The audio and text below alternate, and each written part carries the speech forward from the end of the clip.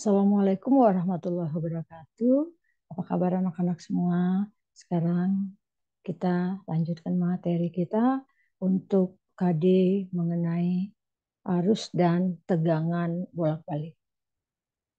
Nah, di sini di slide kalian melihat ada dua singkatan yaitu DC dan AC, di mana yang DC kalian sudah tahu adalah direct current, di mana AC adalah alternating current.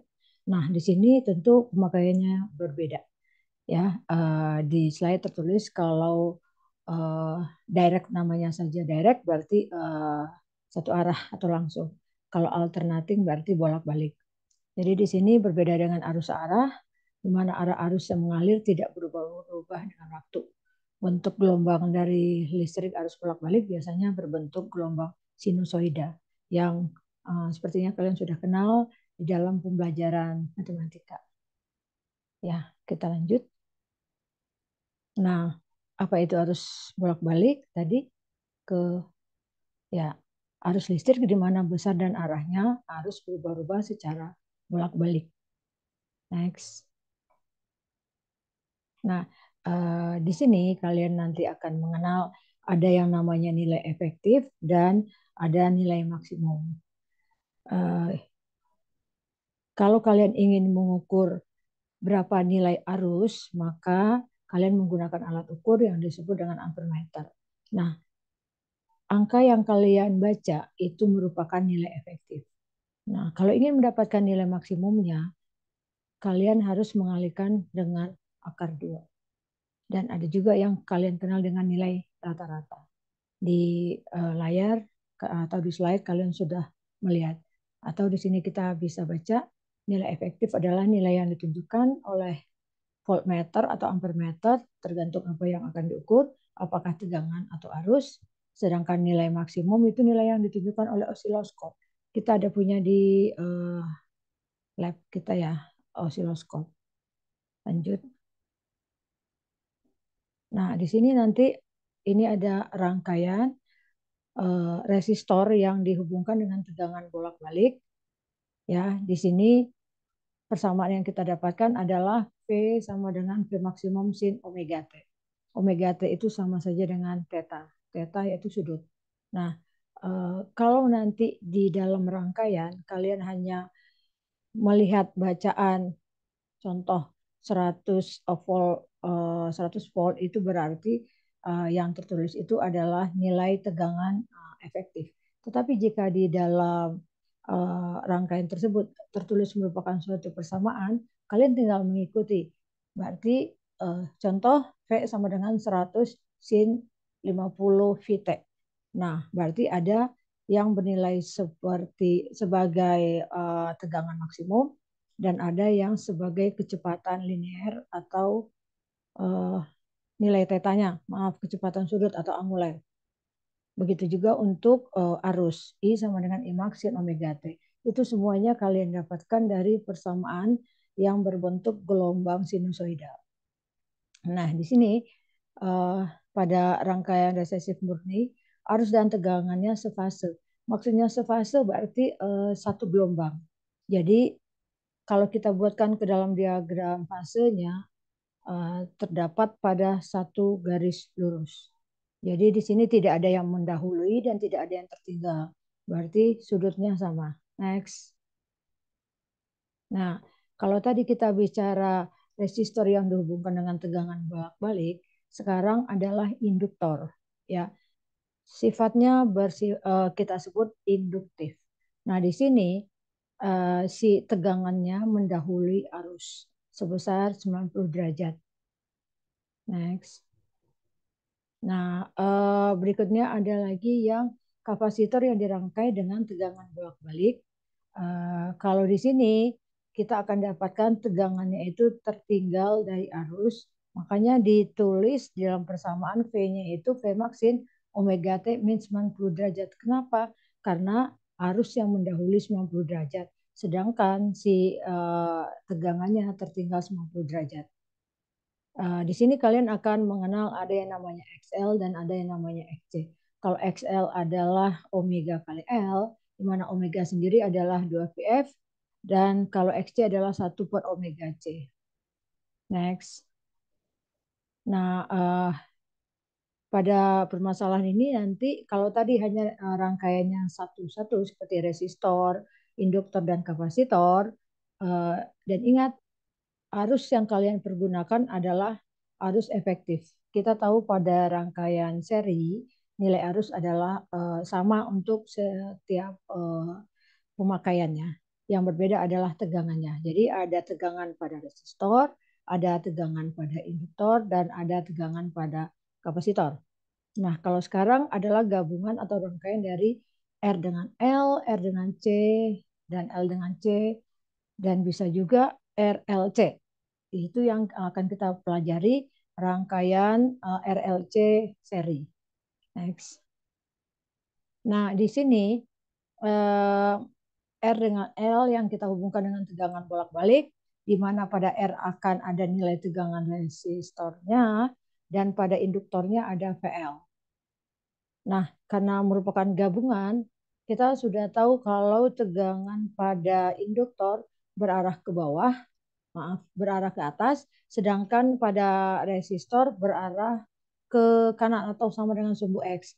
Nah, kalian sudah pernah belajar waktu kelas 10 tentang penjumlahan secara dengan menggunakan rumus cosinus, yaitu VR dan VL.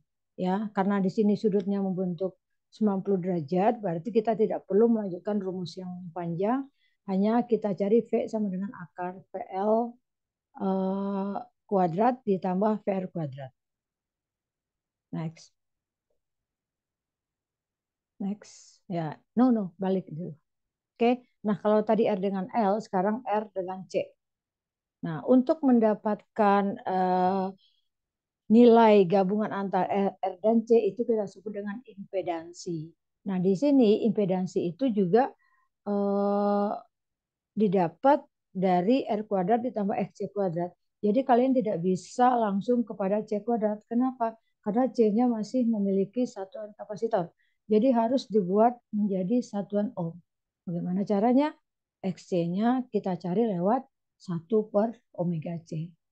Nah, di sini kalau tadi kita sudah tahu si VC tegangannya tertinggal 90 derajat berarti arahnya ke bawah, sedangkan tegangan R tetap searah dengan sumbu X positif.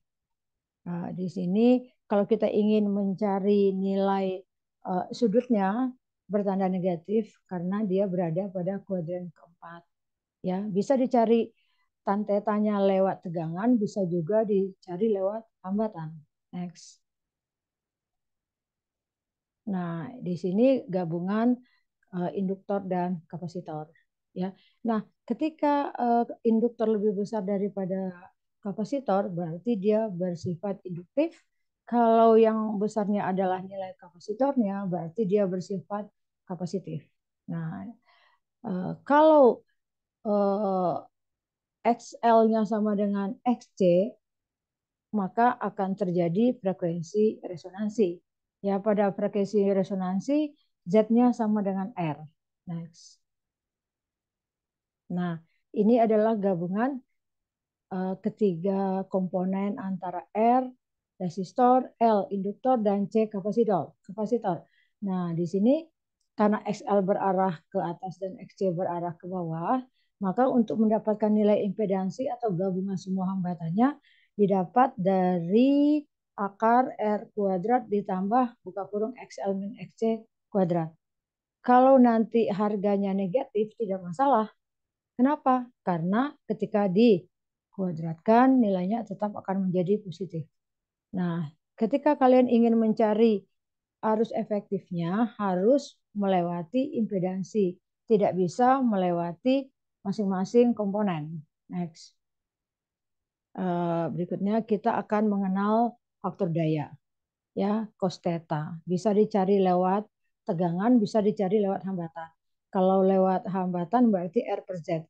Z itu adalah gabungan dari ketiga komponen R, L, C. Nah, di sini kita dapatkan ada daya yang real dan ada daya yang semu. Kalau yang realnya kita menggunakan yang resistor. Ya, I efektif kuadrat dikali hambatan Tapi kalau yang semuanya adalah I efektif kuadrat dikalikan dengan Z, di mana Z tadi yang sudah kita dapatkan dari akar R kuadrat ditambah buka kurung XL min XC kuadrat. Ya, nah kita bisa kalau hanya ingin mencari faktor daya, berarti yang dimasukkan adalah cos theta. Next. Nah, kita sudah tadi sudah tahu ketika XL besar dari XC, rangkaian bersifat induktif. Ketika XL besar kecil dari XC berarti rangkaian bersifat kapasitif. Ketika XL sama dengan XC berarti rangkaian akan bersifat akan memiliki frekuensi resonansi di mana nilai impedansi sama dengan nilai resistor. Nah, di sini kita dapatkan 1/2 V akar 1/L kali C. Itu adalah didapatkan setelah kita turunkan XL sama dengan XC, di mana XL adalah omega L sama dengan 1/omega C, kita kali silang, omeganya kita pecah menjadi 2πf, akhirnya kita dapatkanlah nilai frekuensi resonansi. Next. Nah, ini grafik yang bisa kalian lihat pada masing-masing rangkaian. Ketika rangkaian bersifat resesif, kita bisa lihat V dan I sama. Ya, kita bisa sebut mulainya sama, berakhirnya sama, dan kita sebut sefase, berarti sudutnya sama. Tapi pada rangkaian yang bersifat induktif, tegangan mendahului arus. Kalian bisa lihat si V-nya berada di atas dan si I-nya mulai dari titik 0,0. Nah, sebaliknya, kalau yang bersifat kapasitif, si I-nya yang di atas, si V-nya yang di bawah atau yang mengikuti. Next. Nah, ini ada beberapa latihan soal, nanti akan kita bahas. Sebelumnya kalian coba dulu, setelah itu baru kita akan samakan persepsi. Next. Oke, penjelasan Ibu kali ini cukup sekian. Jika nanti ada pertanyaan, kita akan lanjutkan pada pertemuan berikut. Sekarang kita masuk pada latihan soal.